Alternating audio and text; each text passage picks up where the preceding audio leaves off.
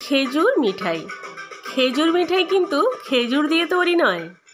কি দিয়ে তৈরি সেটা জানতে হলে তো পুরো ভিডিওটা দেখতে হবে। নমস্কার বন্ধুরা, আমি অর্পিতা কামিল্লা। আজকে বানাতে চলেছি দীপাবলি স্পেশাল বা ভাইফোঁটা স্পেশাল খেজুর মিঠাই। তাহলে চলুন দেখে নিই খেজুর মিঠাই তৈরি করতে কি কি উপাদান লাগছে। এখানে একটা থালা নিয়েছি, তাতে নিয়ে নিলাম 1 কাপ পরিমাণ আটা, ওই রোজ দিনের আটা যেটা দিয়ে আমরা রুটি খাই সেই আটা। তার সাথে নিয়ে নিলাম 1 কাপ পরিমাণ সুজি, আর নিয়ে নিলাম 1 কাপ পরিমাণ চালের গুঁড়ো। নিয়ে নিলাম 1 কাপ পরিমাণ নারকেল কোড়া। তার সাথে দিয়ে দিলাম 1 কাপ পরিমাণ গুঁড়ো করা চিনি। দিয়ে দিলাম 1 চা চামচ পরিমাণ এলাচের গুঁড়ো। দিয়ে দিলাম 1/2 কাপ পরিমাণ তেল। আপনারা চাইলে এখানে ঘিও ব্যবহার করতে পারেন। ও হ্যাঁ, এই সমস্ত উপকরণের সাথে 1/2 চা চামচ পরিমাণ লবণও দেবেন। এবারে প্রথমে এই ময়ানটা যেটা দিলাম সেটা বেশ ভালো করে ঘষে ঘষে মেখে নিতে হবে। ময়ানটা মেখে নিলে এরকমভাবে মুঠো হয়ে যাবে মেখে নেওয়ার পর। তারপর অল্প অল্প জলে এটাকে বেশ শক্ত শক্ত করে মাখতে হবে। যত শক্ত শক্ত করে মাখবেন তত ভালো ব্যাপারটা খাস্তা হবে। এই যে আমি এখন এরকমভাবে মেখে নিয়েছি, একটু পরে এটা টেনে যাবে, কারণ এটার মধ্যে সুজি আছে আর চালের গুঁড়ো আছে, এটা আরও শক্ত হয়ে যাবে। পুরো উপাদানটাকে আমি 4টে ভাগে ভাগ করে নিলাম। কেন করেছি সেটাও একটু পরে দেখতে পাবেন।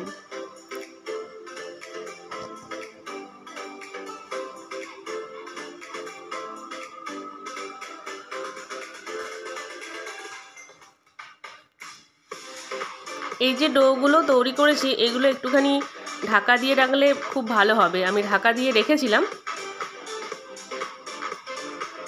তারপর এরকম লম্বা লম্বা করে পাকিয়ে নিতে হবে।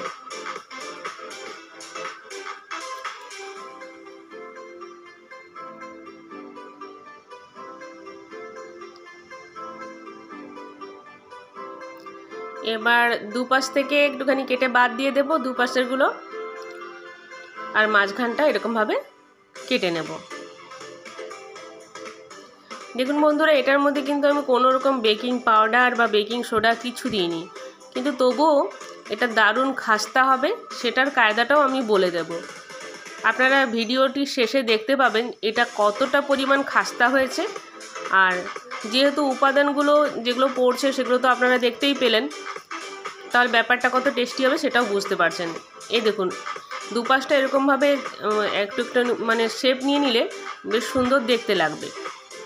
খেজুর মিষ্টি এরকমভাবেই হয়, দুপাশটা এরকম একটুখানি সুচালো করে নিতে হয়। এবারে কড়াইয়ে তেল নিয়ে নেব।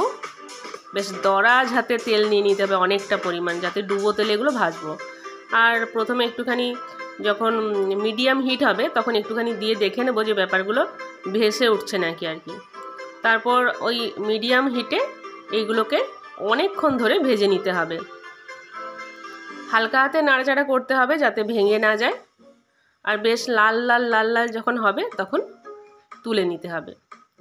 আর একসাথে অনেকগুলো দিলে চলবে না, অল্প অল্প দিতে হবে। আমার একটা ব্যাচ হয়ে গেল, সেকেন্ড ব্যাচ চলছে এটা। এরকম করে পরপর আমি ভেজে নেব। এই যে দেখুন কি সুন্দর হয়ে গেছে। এলাচের গুঁড়ো পড়েছে তো খুব সুন্দর গন্ধ বেরিয়েছে। তো যেই আমি তৈরি করলাম সাথে সাথে ডাক পড়লো আর কি, যে কয়েকটা বানিয়ে যেন আমার ছেলে আমার হাজব্যান্ডকে দিয়ে আসি। তো আমি বানিয়ে কটা গরম গরম দিয়ে এলাম। এভাবে সেম প্রসেসে আমি পরপর এগুলো ভেজে নেব। এগুলো যতক্ষণকে ভাজা হবে ততক্ষণকে আমি কয়েকটা ঠেকুয়া বানিয়ে নেব। তো ঠেকুয়া বানাতে ওই একই পরিমাণ যে পরিমাপটা লাগছে, ওই একটা থালায় নিয়ে নেব 1 কাপ আটা, 1 কাপ সুজি, 1 কাপ চালের গুঁড়ো, আর তারপর এখানে আমি চিনির বদলে গুড় ব্যবহার করছি। আর 3টে কলা নিয়ে নিয়েছি, আর সামান্য নিয়েছি এলাচের গুঁড়ো আর দিয়েছি নারকেল কোড়া। এবার ওটাকেও আমি স্বাদ মতো একটুখানি লবণ দিয়ে বেশ শক্ত শক্ত করে মেখে নেব। আর ব্যাপারটা গোল গোল হবে, ঠেকুয়া নিশ্চয়ই জানেন, চ্যাপটা চ্যাপটা গোল গোল দিয়ে ওগুলো দিয়ে সুন্দর করে ভেজে নেব। এই দেখুন, এটাতে কিন্তু আমার যেটা আমি খেজুর মিষ্টি বানিয়েছিলাম সেটাতেও তেল টানেনি, আর ঠেকুয়াতেও কিন্তু তেল টানেনি। এবং এগুলো এত পরিমাণ খাস্তা হয়েছিল দুটোই, আমি সব শেষে দেখাবো, আপনারা দেখবেন যে কতটা পরিমাণ খাস্তা হয়েছে।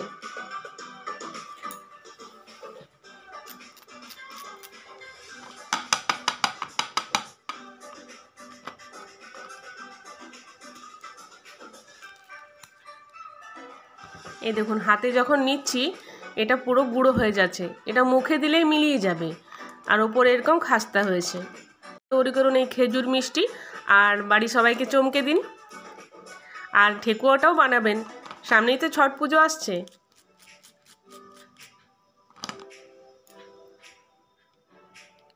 আর এই যেগুলো সেই ঠেকুয়াগুলো।